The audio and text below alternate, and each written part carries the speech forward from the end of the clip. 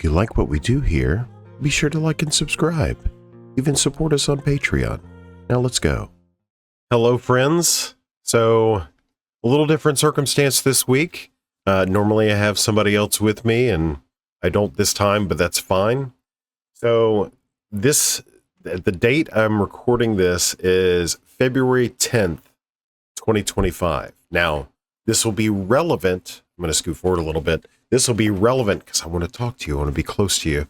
This will be relevant in the time to come because it's something that automatically keeps up to date, regardless if it's my copy, your copy, whoever copy. If you set this up correctly, it will always be in date, up to date, and automatically connected to the back end of the data. Now, what I'm going to unveil to you today, because I'm heavily interested in creating tools to help players analyze their particular performance in tournaments where I'm receiving data, served on the back end for the greater cPDH.guide website and all of the tools that are available there.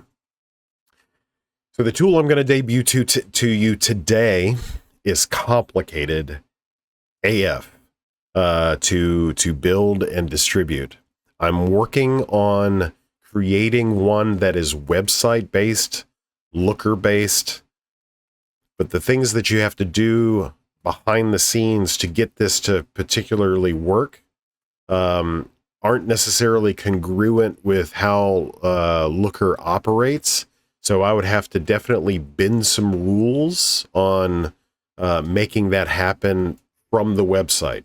Now, once again, if I can make that happen, I'm going to make that happen. But until then, I feel this analysis tool is too valuable to keep private until that day comes to where it can be website based and everybody has free and open access and all of that stuff. Now, that's kind of a misnomer from the beginning, because this is going to be free and available for access. I'm giving it to you in the description of this video right here. You're going to have to jump through some hoops. Now, this is the perfect time to mention that I just recorded a video for my patrons, which includes my own personal link to this tool. So that way they can access it without the muss or fuss of doing all of these steps that I'm about to.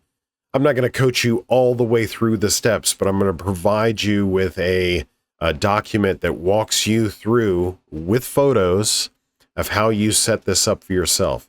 The majority of this video is going to be showing you what it's capable of doing, and where we can go from there, and why I'm highly interested in promoting the creation of tools just like this. And mind you, all of this data, I'm just the holder, the librarian, as you will, of the data. This is all publicly available stuff. So if you want to make tools relative to our meta, our format, relative to this data, what's stopping you? Nothing. I'll end up making some tools and stuff, but it might not be exactly what you want, but I'm already doing this kind of thing. So if you're just going to rely on me, fine. So be it. So let me tell you a little bit about this thing. So I've been thinking about for a while, like my matchups. So the social aspect of my matchups and the technical aspects of my matchups historically. Once again, there's no tool that we're going to create here that's predictive. It's all rear view looking, all historical. So I have a fire and forget kind of memory. I don't really remember the minutia of all of the various tournament games that I've played in. I've played in 51. That'll probably infinitely more by the end of this year. But, I just don't remember all of the ins and outs of those particular games. What I do remember is how other players play, generally speaking. So are they aggressive players? Are they thoughtful and considerate players? Are they highly technical player? Like, these are the types of things that I particularly, in particular, remember about players. So as I'm looking through my history, and the way previous that you would do that regarding the data was you'd go line by line, Control F, where's Clay? Okay, you line by line and go, oh, okay, I remember that match. Okay, I remember that match. So I wanted to create something that would allow you to do that by aggregating that for you. So what I'm about to show you here in a moment, one more point before I do. So this tool is based on your play experience historically against other players. So who am I performing the worst against, and who am I performing the best against? Now, I know that's a little bit of a stretch. The way that it should be theoretically phrased, because that's how it's working, is when I am winning, which opponents appear in my pods more frequently when I'm winning. Conversely, which opponents are showing up in my pods more frequently when I'm losing. That's the technical bit for how this data is organized, or how it was structured for the analysis.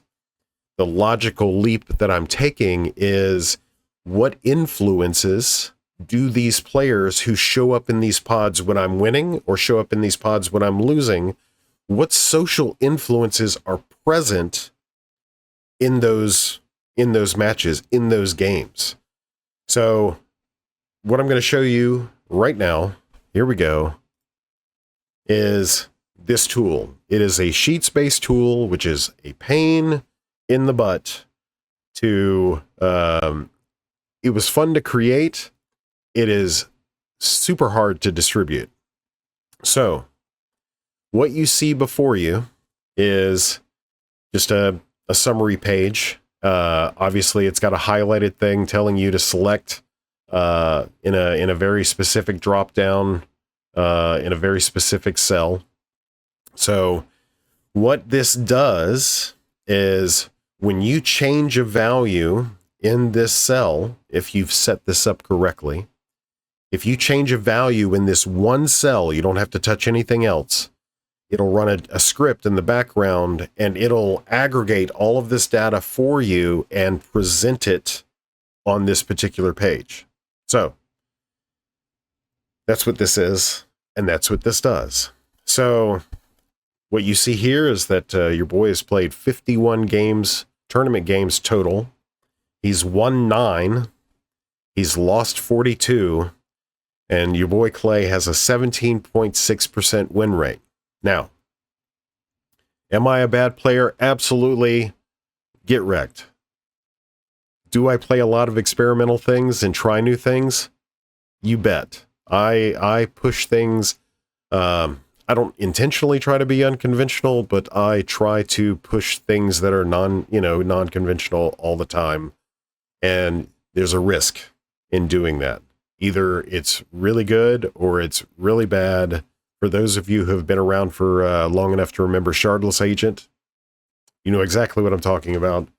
Your boy likes to push the envelope on things, and quite often that doesn't pay off. In fact, some would say 82 point something% of the time it does not pay off. So that's what this is immediately aggregating for you, is your personal win rate based on the data that's available publicly in the data set from all the tournaments that we're collecting. So on the left-hand side in green, so the most frequent opponent in my pods when I am winning is Joy C. Now, Joy C, I do remember, because Joy was in 2 of my pods at RIW when I took that tournament down with Weavers.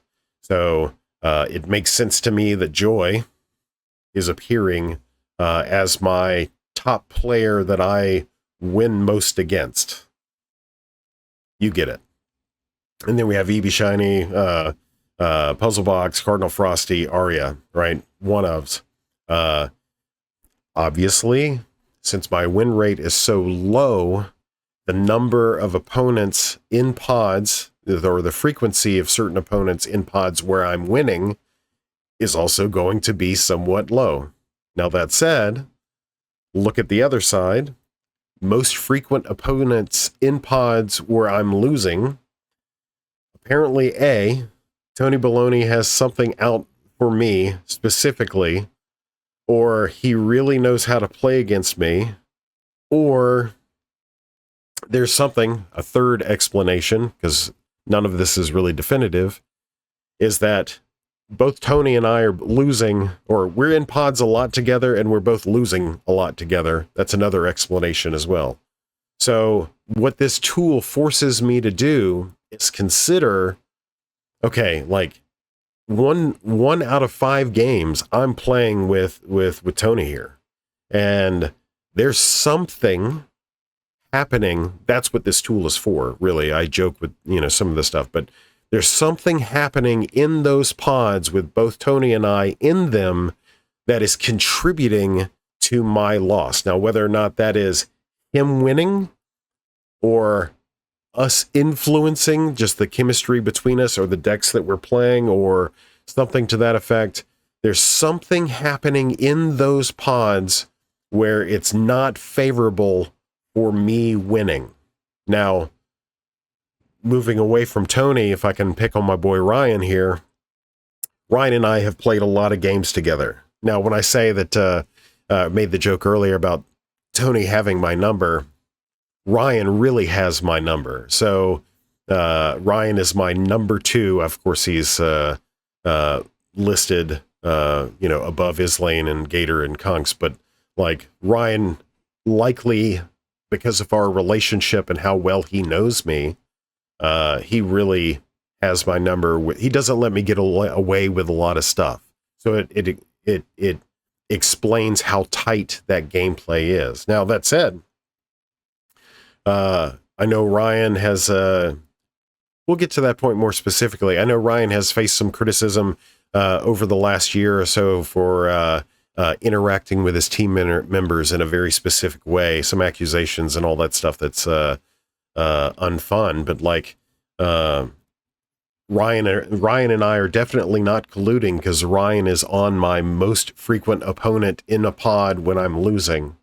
So I'm losing and he's associated with it in some way, whether or not he's winning, which is probably the likelihood, or some other thing. So I guess you could say I could be colluding with Ryan based on that. It would make sense if I was in Ryan's top 5 as well. We'll get to that in a second. So the bottom side here, I'm talking a whole lot of stuff about the idea. The goal is to take this information and do exactly as I'm doing right now and talking through your experiences with these particular players and recalling what social components of these pods are contributing to these outcomes. So the bottom part here is just a broader list. It's your top 10 opponents across the board. What that trend is supposed to be, which I haven't really worked out and tweaked it enough, is supposed to be this correlation between you and them, whether or not there's a positive trend, a negative trend, no trend, meaning you're breaking even and like you've won an equal amount, or a null value, which they're not in your top 5, either favorable or unfavorable, what have you. That bottom part of the tool, I'm still working out some opportunities there. It might stay this way. It might change. What I know is that the total games, player wins, player losses, overall win rate, the green and the red, those are set. Those will not change because they provide some really clear information. I'm just trying to figure out what I can do with the other stuff and provide stuff at the bottom. So, most important part, red and green.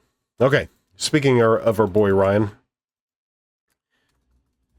So I want you to notice that you don't have to type, because it's a drop down. You only really have to type a few entries. or letters to get this to populate. And you can see as that value changes, the scripts run and automatically populate. Ryan has played 43 games in a tournament setting, had 20 wins, 23 losses, and has a 46.5% win rate. With respect to the allegations point that I brought up earlier with Ryan last year, Ryan is a leader of a community, and he quite often encourages folks from his community to go play. I don't see any people in this top 5. I mean, Quartz is a floater, Beachbod God is a floater between the various communities. Aaron is a sanctuary and common theory guy. Ankylosaur is a tournament player, but he hasn't been active. And when he is active, it's typically in the sanctuary. Oh, actually, I take that back. He's in Common Cause as well, so he'll show up in the Common Cause and sanctuary tournaments. Islane, like Aaron, is mainly in the sanctuary and common theory type stuff. Now, this is organized play, so I do recognize that Common Cause is part of that equation as well. But what I'm saying is, like, I was trying to point out where these people usually aggregate and hang on the outside of tournament play, and there's nobody here in Ryan's most favorable, opposition that is from the CC. So I know this is a whole lot of information that isn't necessarily, it could be publicly known, but that's fine. The point being is that you can use this data to demonstrate a number of items. Once again, do we have 1,000 data points to back up, this stuff? No. Maybe eventually we will, but there's 43 games for Ryan. That's a lot. So in those 43 games, he's got a pretty small, even distribution of games he's won against a lot of people. And as you can see, most of his games have been against, Gator, People Joe, Carson, Stein. He's got a pretty good distribution, except for, here. And Gator really doesn't even show up in his favorable matches. Gator shows up in his non-favorable matches. So out of the 8 games that Ryan and Gator have played together, Gator's won 6 of them. So shows you what can you infer from this information here. That's the whole point of this.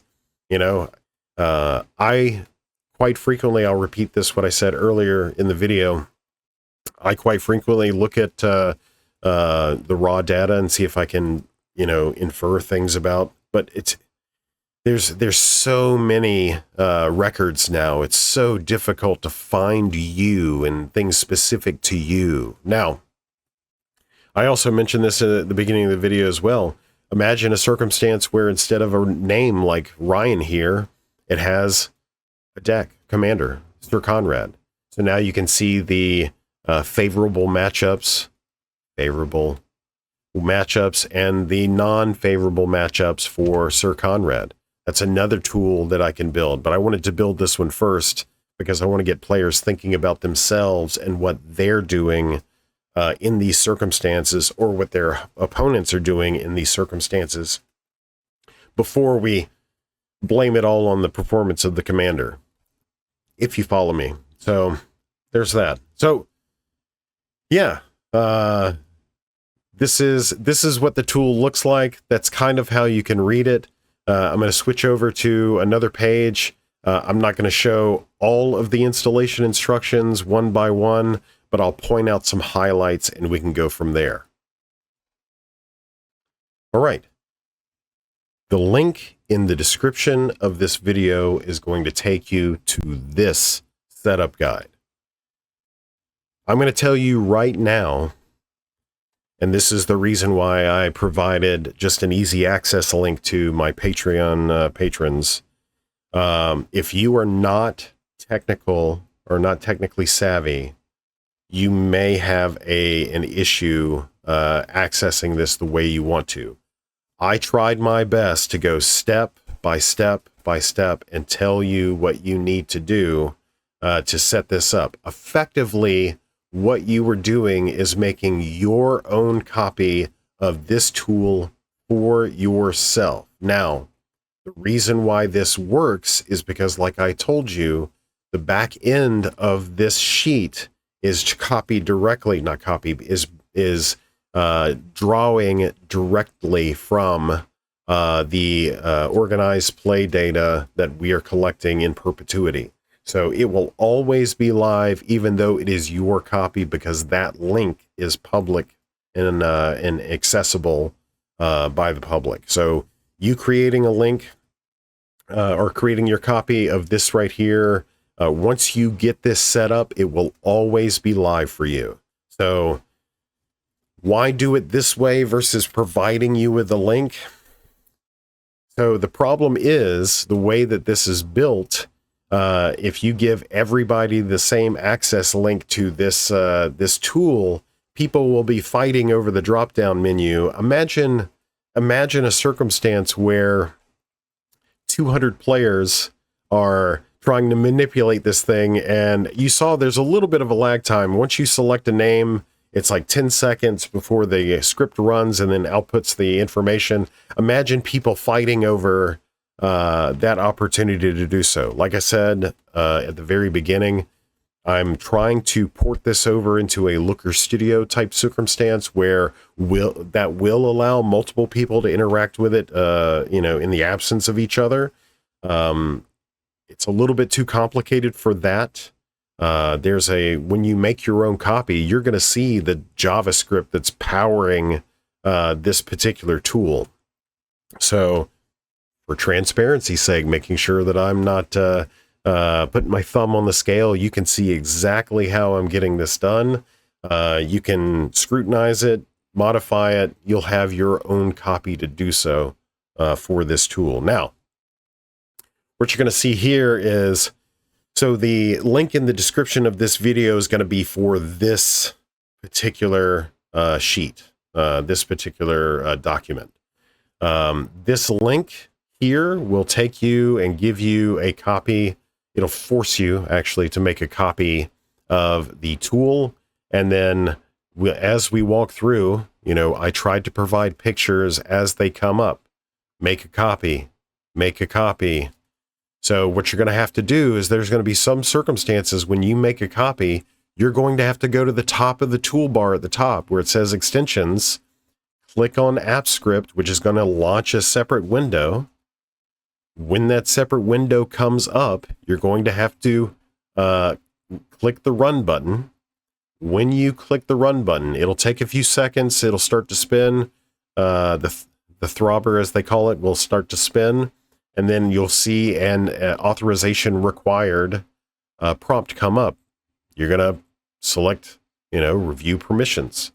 Now, what's going to happen is it's going to say choose an account.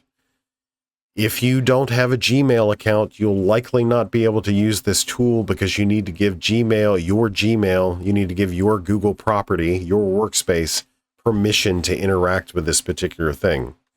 Most people have a Gmail account. So, or if you want to use this, you'll likely have to create a Gmail account. I know that's a pain in the butt. I'm sorry, but there's no other way to do this at the moment. So you'll select that account to give access to your Google account.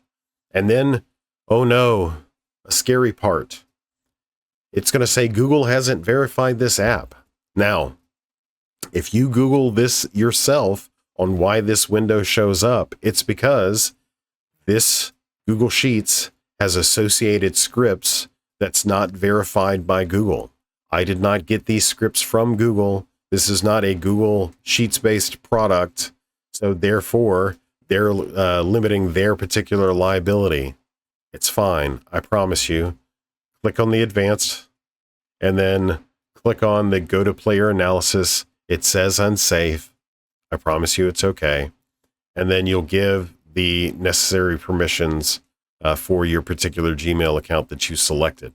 Now, once again, you only need to do this once. It'll work automatically afterwards.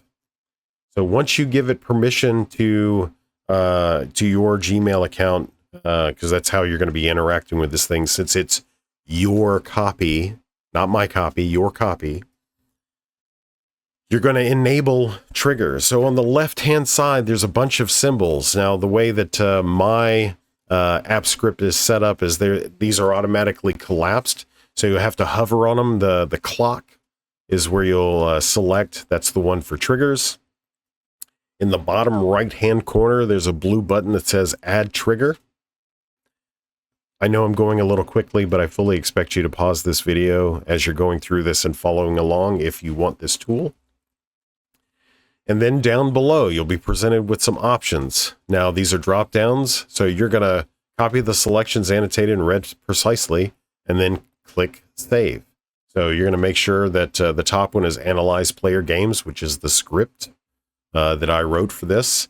Head for the deployment. Giggity. From spreadsheet. Obviously, this script is connected to a spreadsheet. And then on edit. So on edit, the trigger that you're setting up is when you select something in that dropdown, you are technically editing the sheet, and then it will automatically run. This triggers the script to run. So as you're selecting from one name to the next, you can do that automatically. And then notify me weekly. I hate the fact that this is an option. I wish it was like not notify me at all, but that's the biggest gap in time. I don't suspect that you'll receive anything on errors, but sorry, I couldn't avoid that one particular thing. You'll click Save, and then you'll start using the tool. And once again, I'll show you how that's done. Now we're back at the tool. Okay, so if you recall, we set up a trigger for on edit. So that means whenever some change happens to this sheet, it automatically initiates the script to run, and then it changes the values. Now you are going to own your own sheet. So if you get in here and start typing weird stuff into these cells, you are going to disturb the automation that's associated with this sheet. I highly recommend that you just play with the values here. Now that said, I'm going to pick on my friend Chris one more game. So as you can see, I start typing in Chris's name. Anything with those values, it automatically defaults to those types of things. As I continue typing, so I've selected a value, and it is automatically running the script, taking like 10 seconds, and then boom. Now I brought up my friend Chris because I didn't, not to pick on him, but specifically for these errors here. You're going to have to use your brain a little bit with some players. If you get nosy and you start looking through other players' stuff, which there is no ownership of their record, but if you get nosy and start looking through other players' records, Chris has 24 games, no wins. So the formulations that are in here, this is telling you that you can't divide 0 by anything. So because this number is a 0, you're going to get some weird, funky stuff here. That's why that happens. So you'll see items like this occasionally. All you have to do is inspect around to kind of see why that particularly is the case. The formulations and scripts that I had to put in here are sometimes asking the maths to do something they don't want to do, and you'll not frequently, you'll occasionally get errors because of that. So this is the tool. Let me go back to, this is the tool. I am sorry you have to download your own copy. I tried my very best to give you the easiest walkthrough instructions I could for you to use this item. As soon as I can get a less problematic means of sharing this. As soon as I can do that, I will. It'll be website based. It'll be awesome and part of that continuous experience that you've been experiencing with the website up to this point. But until then, I want to get this in the hands of the players. I've been working on this concept for a few weeks now. We got a tournament coming up. We got another one next month. Like, the time is now. I don't want to be late. So if you have questions, please ask. This tool is for you. This tool is for you. If you want easy access, I think my lowest patron level is $3. My patrons have access to this, my copy of it. I don't perceive there being any crowded or overuse there compared to as if that link was public. Everybody would be trying to use it at once. There's that. Otherwise, until the next time, my friends, we'll see you on the battlefield.